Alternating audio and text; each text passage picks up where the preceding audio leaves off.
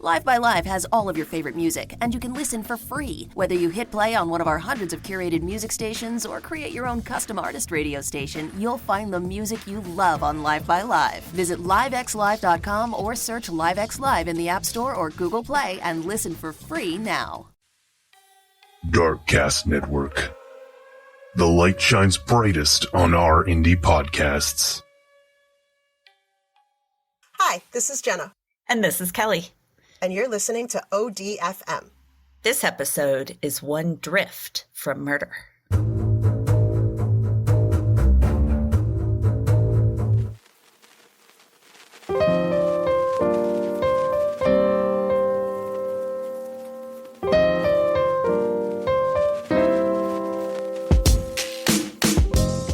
Ooh, drift. Drift. Like Tokyo or wood. There's so many possibilities. On this one, we're heading back to that state that gives when it comes to strange and unusual. Can you guess? Florida? Oh! How did you know? I have a sixth sense for these things. I do. Florida. Florida. My God. What is with Florida? It gives and gives. No hatred to Florida because Florida gives and gives. It gives us so much to work with. So, oh my God.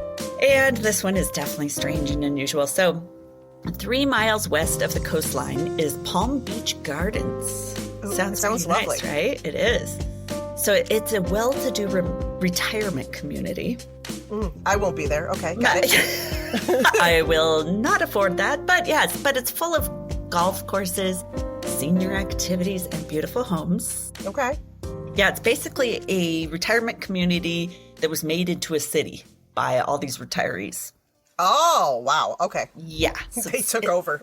And they took over. Awesome. They're like, little people, get out of here. We've got this amazing life. So it sounds pretty amazing. And think of all your shit being taken care of for you. God, that sounds awesome. That would be amazing. That sounds absolutely beautiful. So it's a city of about 50,000 people, and it's praised by police as one of those that really is super safe. That's a lot of old people in one That's spot. a lot of old people, 50,000. Do they like have their own like emergency room and like I mean I just probably feel like there's probably multiple ambulance station and stuff. I feel like it's all the geriatric densely populated I just feel like they need more than one ambulance to manage that area because there's a chance that multiple might happen. Yes, and I have a feeling being a doctor there would be very lucrative.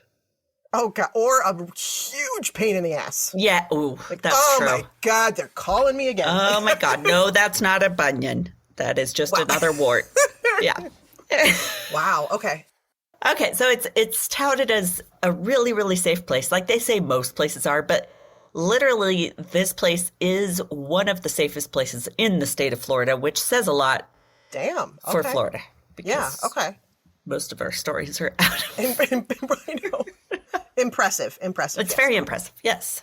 But the sense of complete security and a place beyond the reach of danger became cracked on the morning of January 25th of 2018. So this is pretty recent. This is pretty recent. Okay. Yeah. Before COVID. It's going to be BC soon.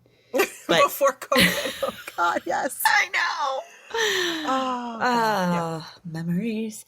So a man out on a walk with his dog on a trail that follows alongside a field between homes and apartments, gorgeous area, like right near a golf course. I'm sure it's like a golf cart crossing type area. Totally. Yeah, I can picture it. I'm there. In fact, in some accounts I read that this man was driving a golf cart and some he was walking. But anyway, he was there with his dog. I hope he wasn't driving the golf cart while he was walking the dog. So like he's sitting on his ass and his dog is doing all the work. Maybe that's what it was. Maybe that's what it is. Maybe that's why it was differing accounts. Hey, oh but you my know God. what? If he's an older gentleman or he's got walking issues, he's still exercising his dog and he's being a responsible pet owner. So he's at least doing I take it all back. All respect. I'm sorry. Yes. All we care about is the pet. Exactly. So he's walking along with his dog and he comes across the body of an older man laying in a field. Again, I'm going to sound like an ass, but is this like kind of an unusual common occurrence? Like, I guess not. Maybe, yeah. Well, and this guy is kind of like At first he thinks the man's just sitting there sleeping from the position he's laying in. Yeah. Like, because old people just take naps in the grass? What? Like, are you okay? Well, and the way he's laying, he's like on his back with his arms like on his chest, just hanging out. Like you maybe know, he's just kind of like getting some vitamin D and just, I'm just chilling. And you see it on campus when you're in college. A lot of kids laying out in the sun. Yeah. Yeah, but older gentlemen, they'll get down there and then they'll be like, well, get back up. And maybe that's why he was still down there. He was waiting for someone to help him. Yeah, he was pressing that button on his necklace. Help, I'm falling. You've gotten like 3 sentences out. I'm so sorry. No, that's good. It's not a very long story, so this is perfect. So it's somewhat early in the morning, though. It's like 7, and there really doesn't seem to be much of a homeless population there in Palm Beach Gardens. So the guy's like, yeah, this didn't look right. So he calls 911, and they did have an ambulance there pretty quick. Because it's just parked down the street at all times. They're like, we just park outside of the residences here, the towers of apartments. So it was just 7:02 a.m., and the gentleman had walked by that same area with his dog previously a couple hours earlier, which what the hell are you doing out at 5 a.m.? Well, he was walking the dog. This is a long walk. That's a long walk. Or how many walks? I know. I'm wondering if he's going for multiple walks. Or maybe, like you said, he's just burning around on his golf cart, wearing the dog out for hours. Poor dog's like, can we go lay down? Although Florida, what time of year was this? True. It was July. So, January. January. Okay. No, well then that time of year it'd be pretty good. Because I was like, I thought for some reason you said August, and I was like, yeah, if you're going to walk your dog, you're going to be doing you got to go early in the day. Yeah, so he hadn't seen the guy laying in the field the first time around, but he did see him when he came back. Okay. Something happened in between there. So when police arrive, they find the man unresponsive. His chest isn't rising and falling, so not breathing.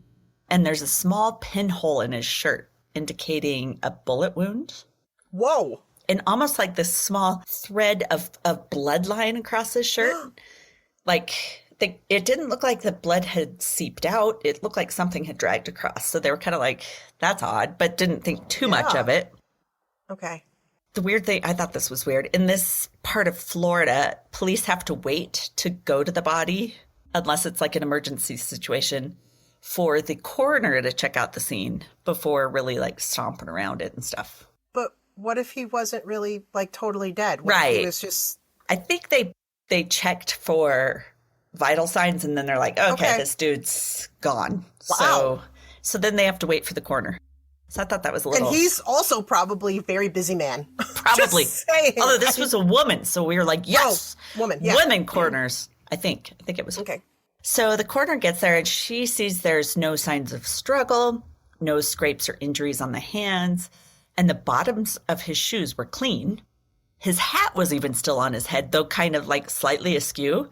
Right, because he's laying down, back, right? Okay. but like doesn't look like anything, it's like he just fell down and died. So his wallet and phone were lying right near the body, so it didn't seem like a robbery was the motive. It was like he just was like, you know what, I'm just going to chill here. I'm just going to chill and then lay down, close my eyes. And they probably would have thought like a heart attack or something, except that he'd clearly been shot. So weird. So as for the means of the killing, it's apparent he had been shot, but no gun was at the scene and no shell casings either. Huh. So when they went through the man's pockets, they found all of his IDs and cards, indicating that he was 71-year-old Alan Abrahamson, and his address showed he lived really close to the field he was found in. So, okay. Like, what the hell happened? So they're scouring the field for clues, and they come across all sorts of weird stuff. Is it just trash that had fallen? Obviously, they find odd items like Alan's cell phone, and the earbuds are still attached, so it's obviously related to him. Okay. But they also find some weird stuff. They weren't sure whether it had to do with Alan or not. Things like beer cans, a small pair of scissors, a binder clip. What? I know, weird shit. Knotted rope and rubber bands. I was thinking like on days when we have our trash days and it's windy, some of the bins. Yeah, right. Bins will pop open and stuff, trash scatters. Yeah, that's what I was just thinking. Interesting. Beer cans, those older people like to party. They're crazy. And toss their cans. Yeah, crazy drunk drivers. Right. Yes. Toss their cans while they cruise by on their golf carts. They're such party animals. They do their due diligence and then collect everything anyway, just in case. Just in case, right? But they weren't convinced they had anything to do with crime scenes. They're just being extra careful. But I always wonder, would that have happened like downtown New York? Would they have even cared to pick up anything? Because there would have been crap everywhere. They would have been like, they would have had like 8,000 pieces of evidence. Totally. Well, and how many of those things are missed because they don't collect? This is true. Cigarette butt number 384. Yes. Cigarette butt number 385. That might have had the magical DNA on it. You never know. You can't test them all. I mean, But not finding the shell cage thing was super frustrating. They're like, this guy's shot. It should be somewhere. So they literally go on hand and knees searching the entire field. And then they come back and they bring a metal detector. I was going to say, someone in the... Oh, they've got to have them all over. But they still didn't find it. Yeah. Really? They still didn't find it. So they're just like... So somebody took the gun. 18 volunteers just from that block. We'll help. And going up and down. Yeah, they all have their metal detectors. Right. Get out the way, Gene. So the next step was for police to check in with the friends and family of Alan. His wife was first to be notified, and at the time of his death, she was up in Boston. I'm not sure why. They're still together and everything. And there's barely any information about their relationship, but I did read that they considered one another their soulmate, and they were really close. Okay, well, so she was visiting... Yeah, probably off visiting kids or something, yeah. Yeah, okay. Police discovered from his wife that Alan had recently started walking a few mornings each week to meet a friend for coffee at a nearby Starbucks. So that was probably what he was out doing. So he's trying to get healthy. Trying to be a good person, take care of himself. And he would have been safer if he had just sat on his ass on the couch. This is why I don't run. This right here. This is why. Well, and the runners find all the bodies, so... Exactly. So, okay. Man, isn't that a kick in the teeth? Jeez. So when they go and interview the friend that he normally meets, he tells them, they ask him about Alan, and he's like, yeah, he never came to coffee this morning. I don't know what happened. And they're like, oh, yeah, sorry to tell you, but Alan's dead. So he is shocked. And he told police, like, I can't think of anybody that would be upset with Alan. He's fun-loving. He's easy to be around. He's a socialite. People love this guy. Like, I've not heard a bad word about him. He had a lot of friends. He didn't seem to have any enemies. He did tell him, well, he used to have a former business partner that he did stuff with. Okay. They're like, okay, we'll go find that guy. Police decide to go and talk to this guy in case there was any bad blood left over. Maybe someone got screwed in the deal. And it turns out the pair had been friends for about 20 years and that the business had been amicably dissolved about 3 years prior. So no conflict, no anything that would have any cause for murder, they didn't think. Sounds very dead end-ish. Yeah, okay. Everything about this is. It's frustrating. Oh. Alan did have kids. They lived out of state, and he was estranged from both. That's kind of a red flag. Okay. His daughter, Rachel, hadn't spoken to him for about 2 years. She said it was because he was so self-centered, and she's just distancing herself from him because he didn't really feel like he valued her, that kind of thing. And his son, too, hadn't seen him for about 3 years. And I couldn't find much about why he hadn't been in touch with him, but I was watching this show with him being interviewed, and he was kind of a tad strange, the kid was. I don't know whether it was because he was nervous because he's being interviewed or because he's shocked his dad just had been murdered. I don't know. Interesting. It was just a tad strange. So I was just like, I don't know, this kid. Okay. When they talked to Alan's kids, they found out that Alan had been married previously. Okay. These were kids from a previous marriage. Okay. And when they were younger at one point, their mom had received a written letter from a Mormon woman making amends for her sins. What? You don't want one of these, because she wrote apologizing for having been romantic with her husband. Yikes. Yeah, years before. I'm not sure if that's why that marriage failed, but I'm sure that affair didn't help. Yeah. Okay. And the kids knew about it and everything. So. Oh, okay. Alan's son didn't think anyone had reason to harm him, but he did mention that his dad had a large insurance policy and a trust from his grandfather. And when going through Alan's financials, investigators did find that Alan had withdrawn over $250,000 recently from his retirement account. Okay. And that he had transferred that all into his life insurance policy. Weird. What is this guy doing? And does this have anything to do with the murder? It's just... Okay. What is going on? This is very strange. Are you a true crime fan looking to add a new show to your list of favorites? Are you interested in learning about cases that you've probably never even heard about? Hi, I'm Kayla, one of your hosts here at Black True Crime, where my sister and I research and discuss murders committed by Black offenders. From their upbringing to their complete moral demise, we discuss it all. Anyone and everyone is welcome to enjoy the show, but it may not be enjoyed by anyone and everyone, so listener discretion is advised. Black True Crime releases new episodes every week and is available wherever you get your podcasts. So start listening today. We can't wait for you to join us. During the autopsy, a solid copper hollow point .38 caliber bullet. I thought hollow points were only used serious, police. Yeah. I thought. Well, and I'm definitely no gun expert or bullet expert, but no. I thought hollow point meant they could go through vests, the bulletproof vests. Can they? I don't know. I just thought they did more damage. They do, for sure. I know that. He just had this little teeny pinhole. Tiny pinhole. But apparently when it goes inside, it opens up and then causes all sorts of damage around it. I see. Okay. So they found that bullet, and this kind of bullet isn't at all common. So investigators are like, finally, this could lead to something. Right. Possibly the gun, and then on to the gun owner. Thankful. Authorities are also able to get surveillance footage from the retirement community that Alan lived in. Yeah, so he lived in a gated community which had cameras. That helps. Okay. So on the video, and it's interesting on the show I watch, you can actually watch all this. He's clearly seen leaving at 5:53 a.m. Dude, why? Old people. Torture. You don't have anywhere to be. Oh, God. In. True. What my the hell? Oh, my parents are like that. They're up at 5 every morning. I'm like, oh. What the hell? Crazy. But then they take naps later in the day, you know? Jeez. Yeah. So they see him leaving at 5:53 a.m., walking in the direction towards Starbucks, which is about a 30-minute walk.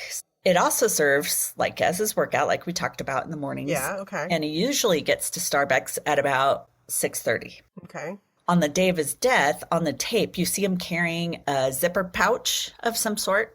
Okay. Under his arm. And as he walks out of view, there's no sounds of a scuffle, screeching tires, or any sounds of any kind on the video for about 30 minutes. So it's just serene and quiet. And then you hear a gunshot at about that time, 30 minutes later. And it's super clear on the footage. So it's kind of shocking. But it's so from the weird. same camera that saw him leave? So what was he doing for 30 minutes? Because 30 minutes, he should have been all the way to Starbucks, Right, he should have been all the way there. Yep. That's a good point. That is. Oh, interesting. Yes, so important, this. It's just the sound, and there's no video of anyone around or anything. Nobody drove up. But there could have been an off area an off street or something. So they're super frustrated. They search around the field area looking for surveillance cameras all over. And they see one with a perfect view of the field. And they're like, oh, yes, finally. So they go inquire about it. It takes a few days, find out. Of course, the camera wasn't in working order. Of course not. Oh, my God. I can't. It happens so often. People check your freaking cameras. Oh, my God. I can't imagine how frustrated these cops are. God. Nothing is going their way. They decide to search Alan's house. And in the garage, firearms are found in a gym bag. And That's it looked weird. to me like they had video footage of finding the firearms. And it looked like it had targets in there, like for skeet shooting or something. So I think he did that as a hobby too. So not a big deal. But they took that he just kept them in a duffel bag and not secured in any way. Right. Good point. I mean, I know there's probably not kids running around that neighborhood, obviously, but true. But still just in case. Yeah. They take all those guns just to see if possibly they match the bullet, but none of them do. They're so determined to figure this out that they even set up a team to sit in the area of the field Alan was found in different times of the day and night, watching foot traffic. I mean, these cops are like, God, finally. Watching the foot traffic. Something finally happened here. We're going to... Oh, my God. Yeah, they watch the foot traffic and they interview anybody that passes by, seeing if they saw something, heard something that day. Maybe some they're like even so desperate. They're like, maybe some passerby saw the gun laying by him and picked it up and took it accidentally. Oh my God. They are grasping at straws. They're open to anything at this point. Wow. So, but still nothing. They turn their efforts towards Alan's personal technology. Okay. It's kind of crazy to hear what all the shit they can pull from it. And I'm like, whoa. What? Yeah. What? Everything. A forensic analyst searched his phone and he found some weird stuff. You know the Maps app on your phone? Yeah. Yeah, it can track where you've walked all day and all that kind of stuff, especially, you know, if you're using it for fitness and all that kind of stuff. Even, right. I don't know if he told it to track him exactly where he was going all day, every day, all the time, but it had all that in there. It did. It was really interesting. So it showed on the day before his death, he had walked that same path to the field and had stayed at the field for a while. Okay. That was weird before his death. And then that same day he had he had gone to a gas supplier, not like car gas. So this is a place that sold like bulk helium, like CO2 for beverages, oxygen for medical supplies, that kind of stuff. Investigators are like, weird. Why would he go there? So they go to the gas supplier. They find out that Alan had bought a 40 cubic foot tank of helium a few days before his death, and then came back the day before his death and bought the exact same thing again. And he bought it all in cash. Party? Lots of balloons? Yeah, that's funny because that's what they're like. Okay, maybe there's a big event coming up, a birthday party, something. He's making one of those balloon arches. Yes. That must take up a lot, right? It's got to, right? They go back to the family. They're like, are you guys planning to host a celebration of some sort? You know, where lots of balloons are going to be filled. And all of them are like, what? No, nothing's coming up. He just really liked to talk in that high-pitched voice. That's what it was. Hello. He wanted to leave messages on everyone's voicemails. He's not so boring after all. All of them are like, no way. We have nothing coming up. And besides, Alan is not like that. He would not take something on like that himself. He'd hire it out. Like, he's not going to waste his time. You're right. Yeah. He's not running a side business as an event planner. It's not, right? The elderly weddings. Yeah. Exactly. He does. You know, it's always been my dream. It's on my bucket list to plan a wedding. Jeez. Oh, maybe he's doing funerals. Are there a lot of balloons at funerals? No. Maybe he's trying something new. Oh, Jesus. I also need 1 million black balloons. Oh, God. The police also secure Alan's computer, and they go digging for more info. They're like, this is just, what is happening? We've got to be able to find something. So they go digging. And in the days and years leading up to his death, they find in his email, years of shit. They find and literally they're reading every single one. Can you imagine the time? God. No. They must have nothing to do there. So I don't know. No. They find something weird that cropped up, and it's the purchase of a weather balloon. So they're like, maybe he's into meteorology or photography, because apparently photographers will put them on weather balloons and send them up. So once again, police go back to friends and family and are like, hey, did Alan have this weird hobby of being, with a weather balloon? Right. And again, no. What? He hasn't mentioned anything like that. Why would he be interested in that? Police are like, are we just on a wild goose chase, or does this have some significance? We're bored. Let's keep trying. We're bored. Let's keep going. So they keep searching. And in his online search inquiries, he searched up things like, how much helium is needed for a weather balloon to carry 3 pounds? Another, he's like, if I inflate a 350-gram balloon with 60 cubic feet of helium and don't launch it for 12 to 15 hours, what will be our loss of gas during that time? I mean, weather balloons use helium. I guess I just assumed they were like hot air balloons and they used hot air. No, they use helium. I didn't know that. Yeah, there were so many weird questions like that, and police had no other leads, so they're like, well, I guess we'll follow this rabbit hole, see if it leads us anywhere. They call up the owner of High Altitude Science in Florida. Hey, dude. And they're like, what are you asking about? I know. What do you want to know? What? These people specialize in weather balloons and atmospheric exploration, and apparently it is a huge hobby. Oh, I'm sure it is. People. There's so many like hobbies. All kinds of weird shit. So, Yeah, farting in jars. I mean, so many. Like the gal that sold her farts. Did you hear about that? Oh. That was quite a leap we just made there. I know. I mean, it's hot air. So it wasn't a total leap? It's air, it's still gases. Oh my God.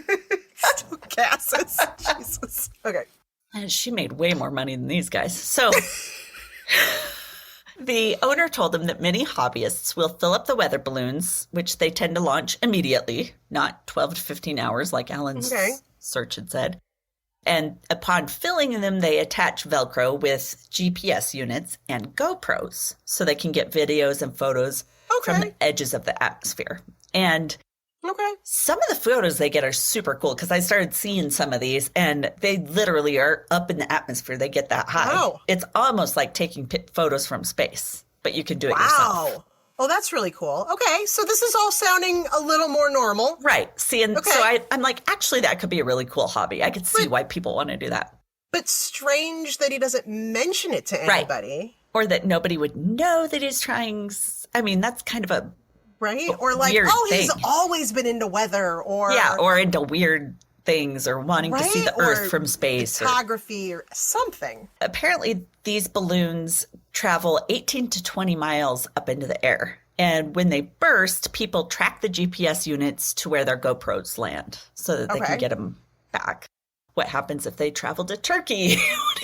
I don't know how far off they go. Okay, but it's interesting. I always wondered that. But there's so many weird questions like these and no other leads. Still, so the family's just bewildered when they tell them about this stuff. They're like, it's getting weirder what? And weirder. Even his wife is like, no, I've never heard anything about this. And if anybody would know, it's his wife, right? Right. Alan normally had no interest or care for those kinds of things in the least at all. Like, he loved golf. That was his thing. Golf. Okay. The police start asking around, hey, have you seen a giant balloon pass by recently? Like, no. Okay. No giant balloons. So they contact air traffic control because a lot of times those could be seen by air because they're decent sized. And nothing like that on the dates near Alan's death. We didn't see anything. Stymied. I had to add that because I like that word. Stymied. They go through Alan's house again with other investigators this time. And they're like, maybe one of you guys will notice something we haven't. And one notices that Alan had a vast collection of classic books on his bookshelves. Okay. I know. Like, normally Old people anybody... love that shit. Right. And normally they'd look past it. But this investigator also was an enthusiast of the classics. And he recognized one book in particular that he loved and captured his attention and kind of clicked in his brain. It's a Sherlock Holmes book called The Problem of Thor Bridge. And it's not the Thor we know. Oh. Damn it. Damn. Instead, the story's about a woman who goes to a bridge, attached a large rock or like a heavy object to a gun, shoots herself, and then the rock takes the gun off the bridge. What? Yeah, and that's in the book, and it makes it look like she had been murdered when she'd actually committed suicide, because in the story, Holmes figures out this woman had taken her own life as a way to try to frame her husband's lover for murder. Wait, how do you make a gun go off using a rock? Well, you had to, what she would do is shoot herself and then fall down, but the weight of the rock would take the gun off the edge. That just clicked something in his mind, and they're like, okay, let's brainstorm. Yeah, so one investigator, he's like, what if Alan had taken the gun to the field inside the zippered bag he'd been carrying, attached it to the weather balloon, reached into the bag and shot himself, lets go, and the balloon carries away the gun and the shell casing in the bag. In the bag. I know. I mean, it's so far-fetched. Not surprising. I mean, they are so bored. They're just like, damn, that would be a great story, right, guys? Yeah, ha, ha, ha. Not surprisingly, this one detective who came up with that theory, he is mercilessly teased by the rest of the force. Oh, They're just like, you dumbass. So, like, people are sending him pictures of people in tinfoil hats, making him his own. God. He's being laughed at everywhere he goes. Right. Also, an alien came down and shot him. There's so many possibilities here. And then Bigfoot walked away with the gun. Yes. And that's what he had to deal with. Oh, God. But the more they start to think about it, they're like, yeah, you know what? That could actually work. Meanwhile, the forensics team, I know. This is so crazy. I know. It's so wild. They're like, yeah, exactly. And that's what everyone there is like, whatever, dude. That's so stupid. Who would go to that kind of work? And especially not this guy. Like, he doesn't go do anything. He just likes to golf. Right. Like, maybe someone really crazy golf or something. But this is just an old dude. This is an old dude who's trying to get some exercise and go to Starbucks and golf. Like, why? I mean, this is weird. So meanwhile, the forensics team, they're digging through the years and years worth of backlogs of information on his computer.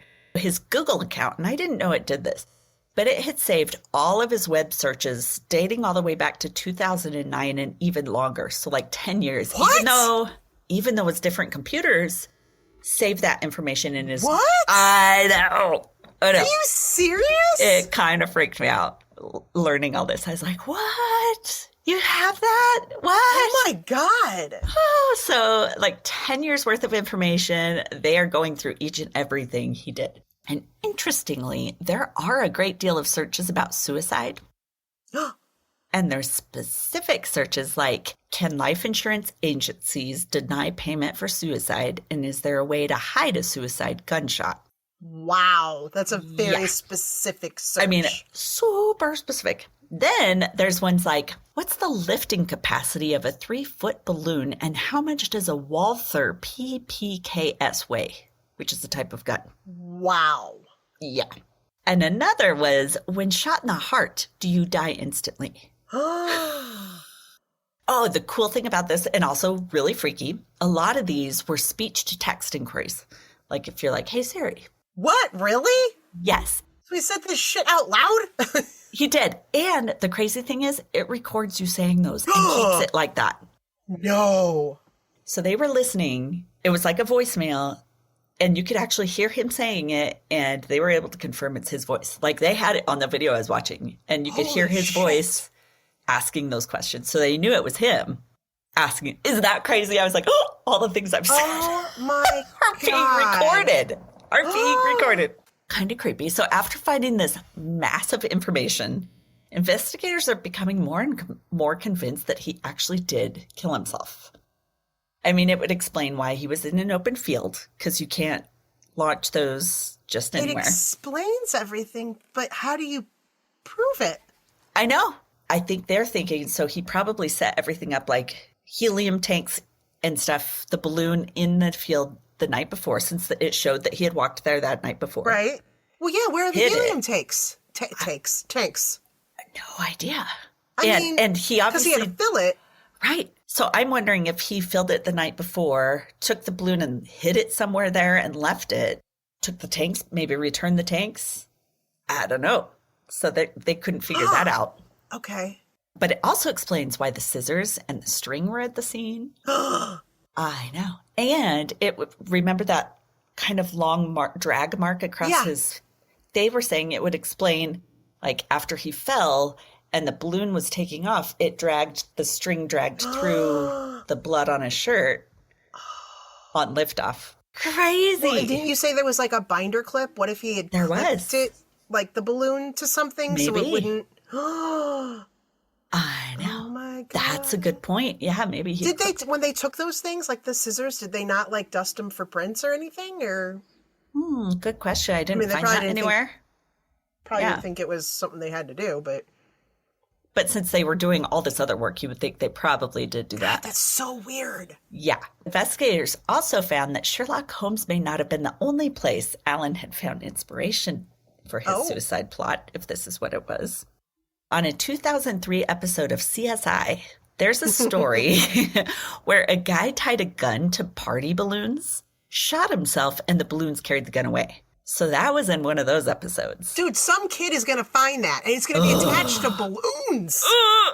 Very irresponsible. Sorry. Very irresponsible. And there was also a case in 2008 in New Mexico where someone had attempted that, the balloon thing? Yeah, the balloon gun strategy. But he's in New Mexico and he's outside. But the balloons didn't make it very far before getting caught up in cacti and popping. Oh, shit. Epic fail. Yeah, check your location. There's the gun right there. Check your location. So that's what he was doing. So after reviewing all the info, the state attorney and the medical examiner accept the suicide theory. And Really? they declare his death self-inflicted. Shit, now she gets nothing? Well, not exactly. So this is good. So the gun, the shell casing, the weather balloons still haven't been found. And investigators went so far as to put all the info and weather conditions and balloon, all that kind of stuff, into a weather balloon tracker app. These exist. Wow, okay. On the computer, and it saw that it would have traveled all the way just outside of the Bahamas and burst into the Atlantic Ocean. Oh, so it could be flipping anywhere. Someday, a shark's going to throw that shit up. Along with an arm. With an arm! So it's probably on the bottom of the ocean somewhere. Oh my God. As to why he would commit suicide, no one saw any sign of him considering suicide, but obviously he was. It was all over his feed. His online searches did have life insurance collection inquiries, so it's obvious he wanted to take care of his family. But it turns out, like what you were asking, his insurance would have paid out either way. Oh, you kidding? So maybe, I don't know, their conjecture that maybe he didn't want his family to feel shame from his death, and that it would be easier for them to think that he was killed rather than a suicide. Or he just, he wanted to make it look like he went out in a blaze of glory. I almost said with a bang, and that was not a good one. It is a good one. See, in my family, and in my family's case, it'd be like, well, I'm just providing you with a fun mystery upon my death. Exactly. You're welcome. You're welcome. I hope you have fun. Oh my God. Isn't that insane?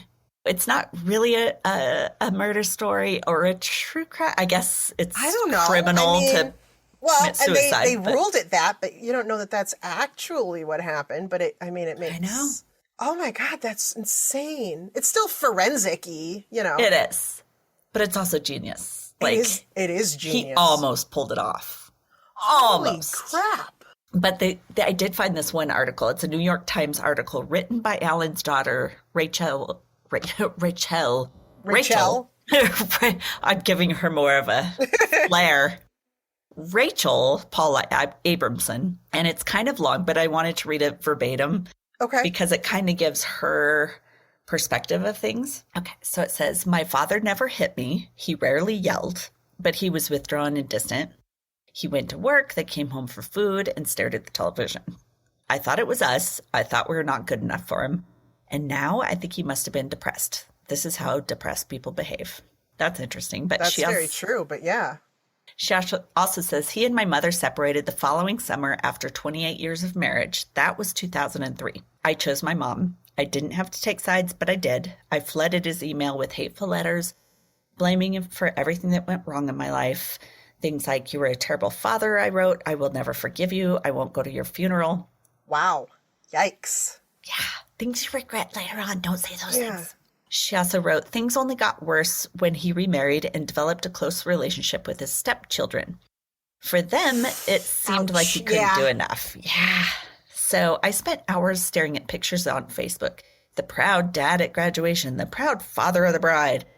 I wondered what made them better than me. Yeah, so you can kind of see why she wasn't involved with him. She says, I concluded that the difference was he didn't have to raise them. They were grown-ups. He could drink beers with them. But I believe he did love them very much. It's sad. On Thanksgiving, his last one on Earth, he sent me a message asking if I wanted to talk. If so, I'll call, he wrote. I never replied.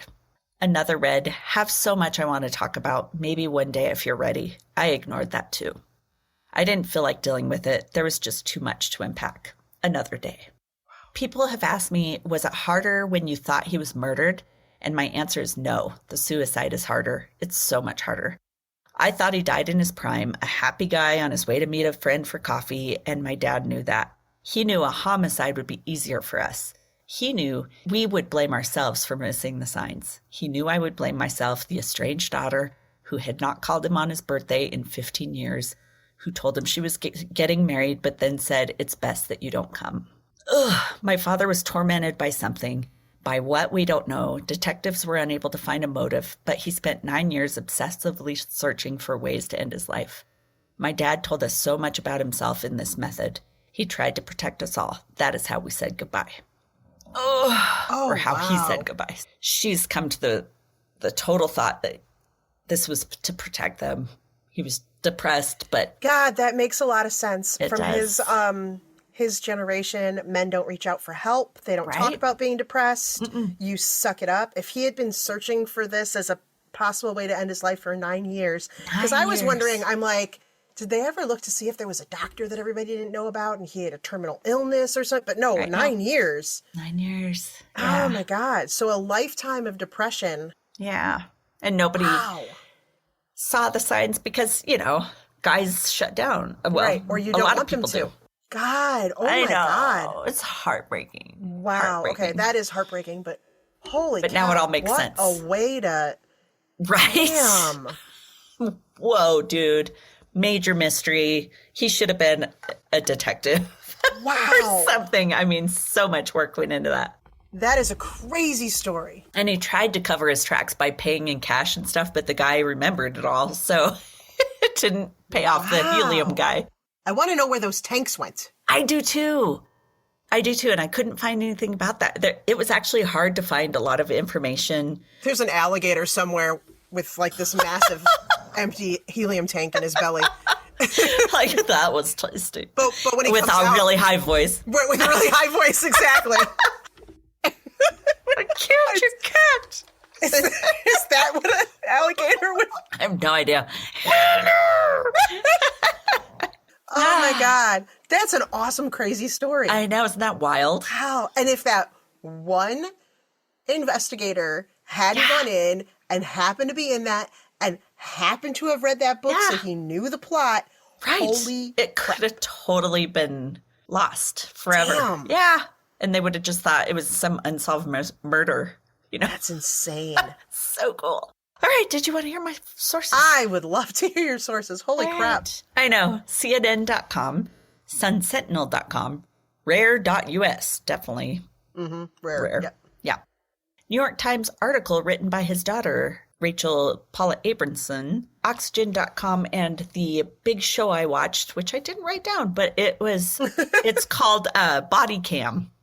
I don't know if you've ever seen this show. It's pretty cool. Body Cam? No. Yes. It's all police cams of investigations and things that went on and video. And that's where this story was? That's where this story was. That's great. Oh, wait. I think I do remember seeing that on, like as I'm like flipping through stuff. Yeah. Get out. It's so good. Yeah. Dang it. He almost got away with it. It's all those. And then everyone would have thought maybe he lived some crazy second life. Yes. Yeah. Like some big mystery. The mob came and took him out. Or, I know. And so you just never know. If they hadn't have been able to collect all that data from his computer, it just blew my mind how much they could get. I was kind of like, oh, that's creepy. I'm a little uncomfortable right now. Yeah. His voice recorded. Just from the past year and a half of doing this podcast. Oh my God. The searches and inquiries Me too. I've done.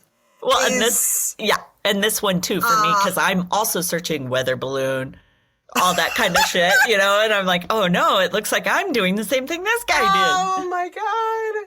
we are in trouble. They'd be so confused. They wouldn't know which way to go. Like, wow, this bitch had a crazy ass life. But yeah. Oh my God. So cool. I like, much respect due to Alan. I mean, that was pretty incredible. Yeah. That is incredible. I mean, it's sad that he went out like that, but he also went out kind of on his own terms, which is kind of a good thing, I guess. I don't know. All right. Well, that was it makes you realize. Yeah, makes you realize. Get in touch with everybody, even though you're mad at them, because you might regret it someday. Right. Oh my gosh. Wow. Okay. That was awesome. Thank you. It was a fun story. Yeah, we need more fun ones. I need some more fun ones. We do. We'll be able to make lots of fun stickers with that one. Like the helium tank in an alligator or a weather balloon. Taking photos of all the naked old people in their retirement. Why are they naked? Why are they naked? I've heard they're very sexual at that age. I have. My son's doctor divulges way too much. He's a talker. What? He's a talker? And he was saying, so he goes and visits like old folks' homes, and stuff. And he's like, I can't tell you how much syphilis and chlamydia is rampant in old folks' home. And he's like, son, telling my sons this, use a condom, because they're teens, use a condom. I mean, these old folks' homes are just raging sexual diseases. There's no reason for birth control, right. So they probably... That's what he was saying. It's like they go for broke. How do you tell your family that grandma died of syphilis? How do you... It wasn't dementia this time. Hey, Oddies. Thanks for listening to another episode of ODFM.